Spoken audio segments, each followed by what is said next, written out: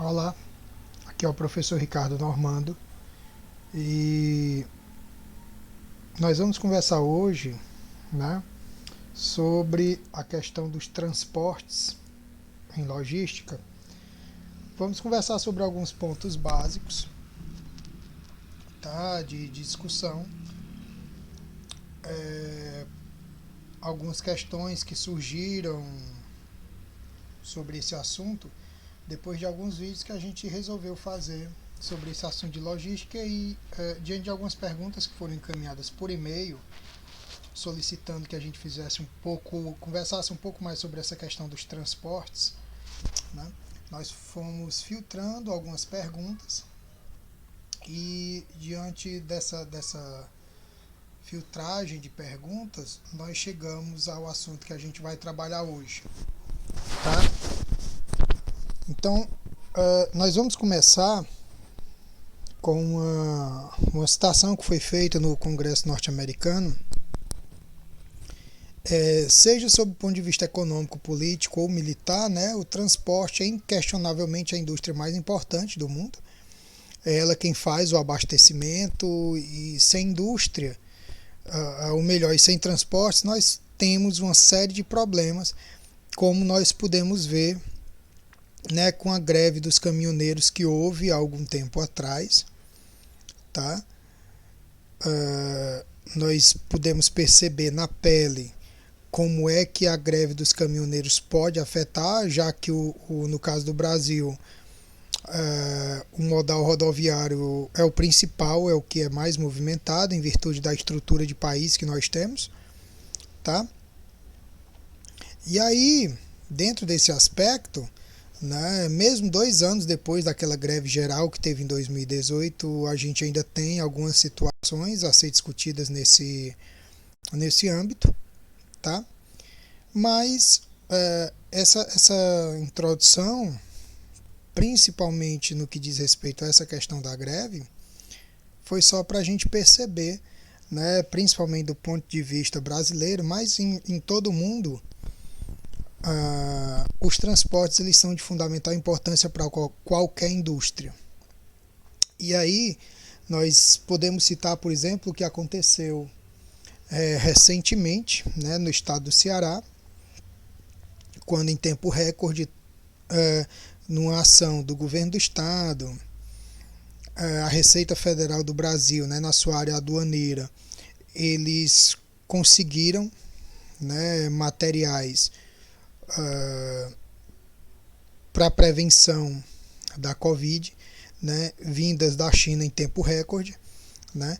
Esse foi um trabalho conjunto de várias instituições do Estado, em apoio, claro, com a questão logística para fazer com que esses materiais chegassem aqui em tempo hábil, né? Foi uma das operações mais rápidas, né, em termos de transportes em todo o desenvolvimento histórico, né, o que prova que os transportes eles são efetivamente em todas as áreas o que há de mais importante em questão de abastecimento. Então, sem transporte, nenhuma área funciona, né?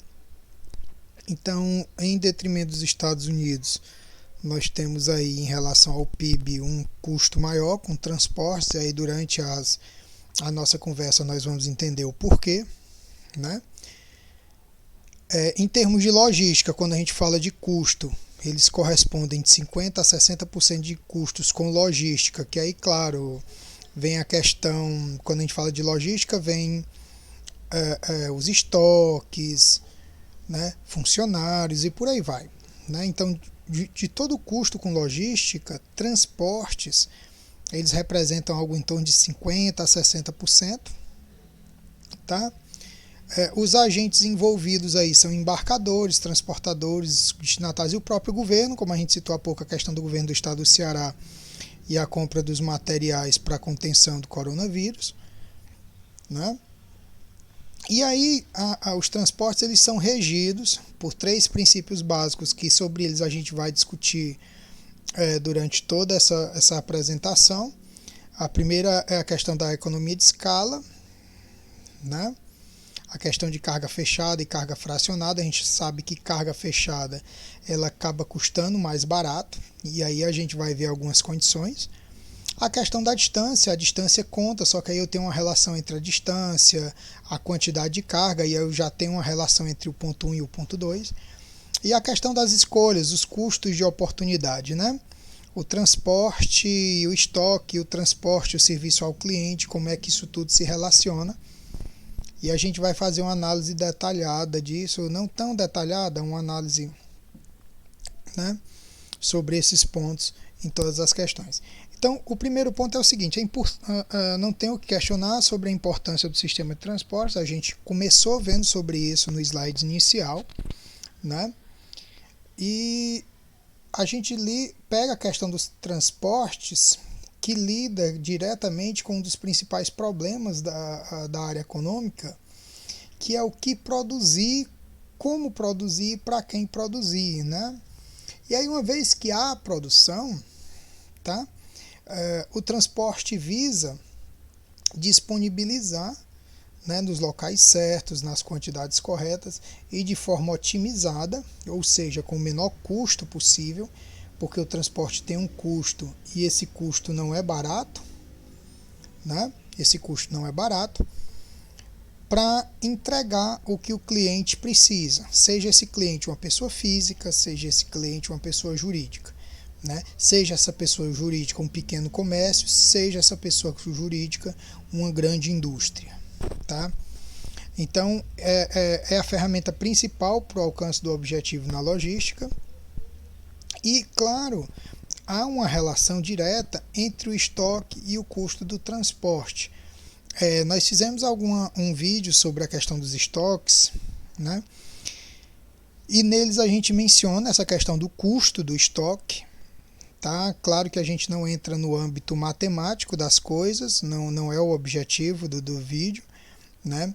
Muito embora a gente possa chegar a isso num momento futuro, mas tanto estoque como transporte, como todas as operações logísticas, quando a gente fala de otimização, a gente tem a questão dos custos, né? Que o que é otimizar? É entregar mais qualidade com o menor custo possível, ok? E aí, nesse caso, quando a gente fala de otimização, a gente fala necessariamente que as áreas das empresas devem ser integradas, né? Já que o estoque, como ele visa reduzir custos, tá? Não só o estoque tem que pensar nisso, mas todas as áreas. Se o estoque não pensa nas outras áreas ou as outras áreas não pensam no estoque, a gente pode ter impactos negativos que podem ir desde o aumento dos custos até a falta de atendimento ao cliente, tá? Então, em vários momentos, em várias questões, a gente sempre discute com as pessoas, né, quando a gente tem a oportunidade de falar sobre esse assunto, que no final das contas existe uma coisa chamada a sinergia, né? As áreas da empresa elas têm que funcionar de forma sinérgica e de forma sistêmica.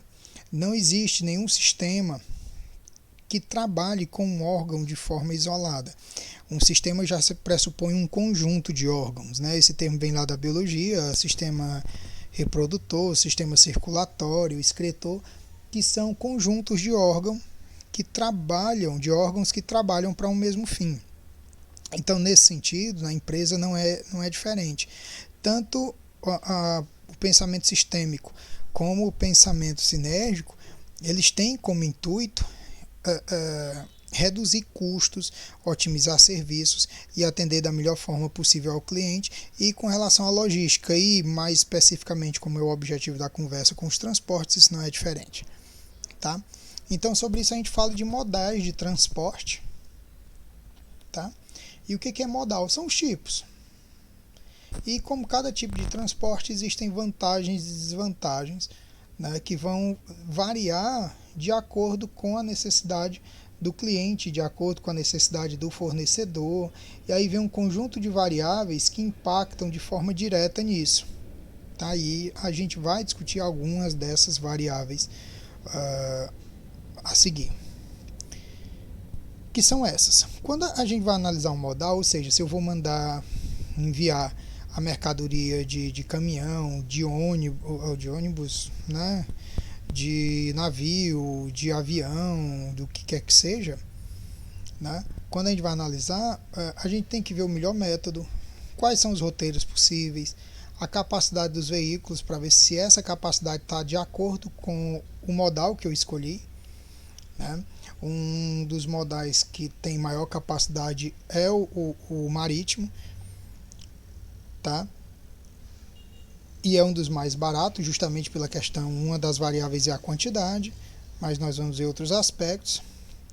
O tempo que eu tenho disponível, né? Então a velocidade desses veículos, a distância percorrida, e aí vai haver uma relação entre a distância e a carga, né? A disponibilidade, então nem todos os modais estão disponíveis em todas as regiões do mundo. Então, por exemplo, se existem regiões onde você não tem mar.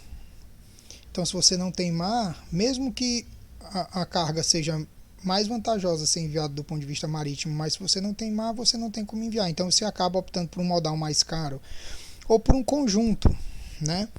Então tem algumas situações aí com relação à disponibilidade do modal. A confiabilidade, né, que é o fato da carga chegar no tempo correto e com que frequência você precisa utilizar esse modal. Tudo isso vai redundar no final das contas no preço que você vai arcar, que você vai pagar por esse modal. E aí o seguinte, claro, quanto maior a distância, o custo unitário ele acaba caindo, tá, por uma carga.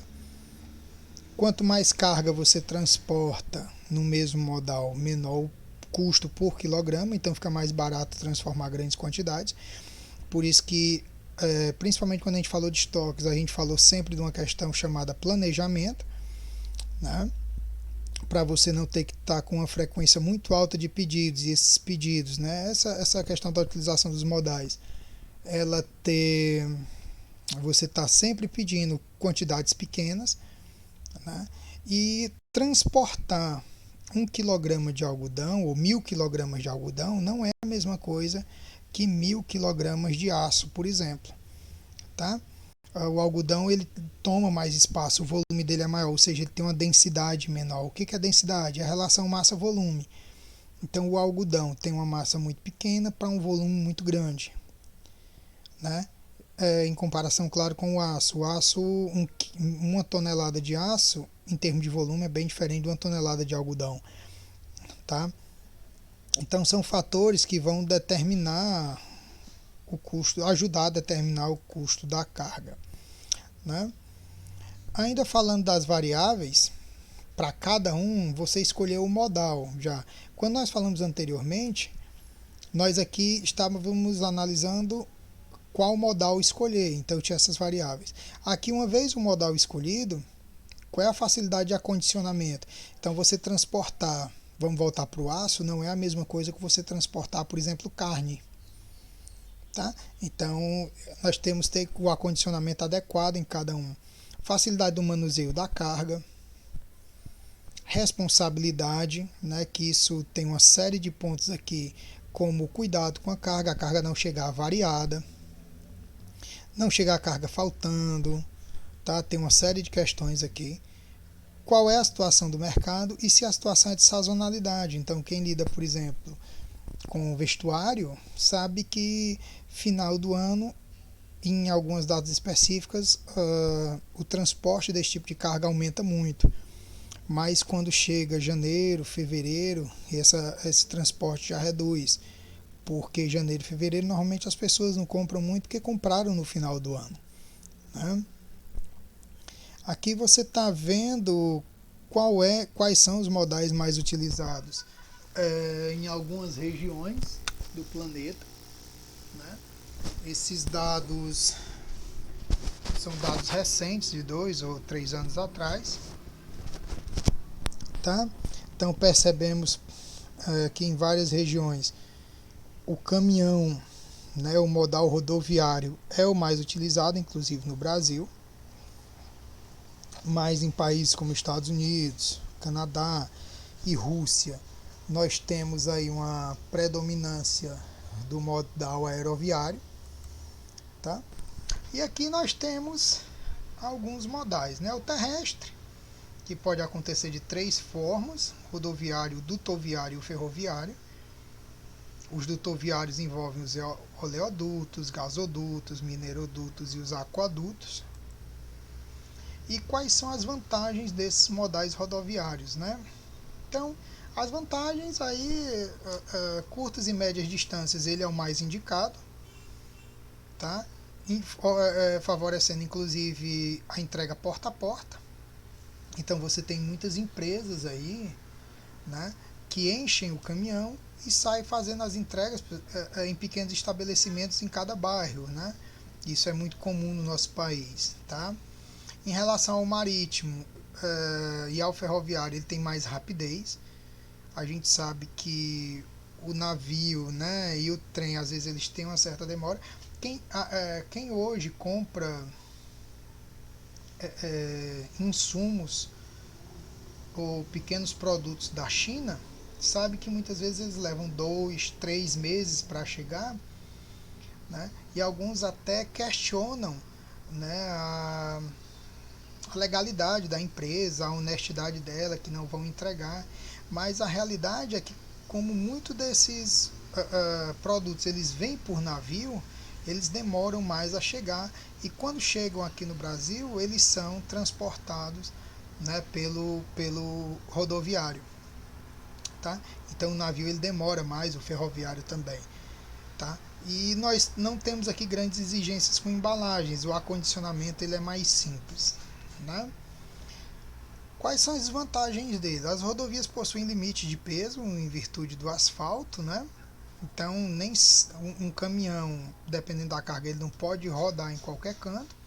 Então, às vezes é preciso uma grande carreta descarregar para carregar caminhões pequenos, caminhões menores, para que eles façam um trajeto entre as vias mais axiais da cidade, tá? Então eu tenho aí um limite, tanto que em postos rodoviários vocês têm a balança, né, para ver se o caminhão está dentro do esperado. Uma das questões é o próprio caminhão, é a manutenção, é o cuidado com a viagem, mas outra é a questão das estradas mesmo, que não suportam grandes cargas, né? Quando eu trato de grandes distâncias, acaba ficando muito caro, né? E comparando com outros modais, a sua capacidade é pequena, tá? No caso do ferroviário, principalmente em termos de Brasil, nós temos mais desvantagens do que vantagens, certo? Apesar de ter uma capacidade maior em relação aos rodoviários e uma eficiência maior com custo, né? Você enviar de trem sai mais barato, mas a manutenção desse tipo de modal, tá? Operações em terminais são elevados porque exige uma estrutura bem maior. Quando a gente fala do território brasileiro, né, o quinto maior país do mundo, nós temos uma malha ferroviária pequena. Se você for observar no mapa que a gente mostrou aqui, né, quando a gente fala de rodoviário, inclui os trens também, tá? Não só os caminhões, tá? As cargas às vezes precisam ser trocadas de trem, atrasa o processo, o que acaba aumentando o custo, e não tem flexibilidade, ou seja, a questão da entrega porta a porta, ela não é possível com o trem. Então acaba muitas vezes tendo que haver, além do ferroviário, um custo adicional com outro modal rodoviário, tá?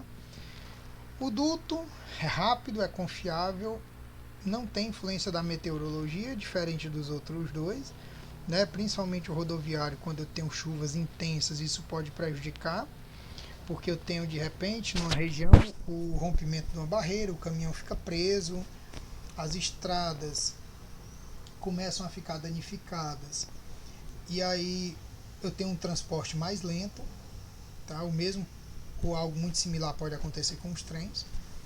No entanto, a desvantagem é que nós temos limitação de produtos em geral fluidos, né? Tá? Que vão ser considerados também em pouca quantidade no Brasil, tá? Nós temos aí os aquaviários também, né, marítimo e hidroviário, que envolve o transporte lacustre e o transporte fluvial, né, balsas, por exemplo, e no caso do marítimo, grandes navios, né, voltando ao exemplo do pessoal que compra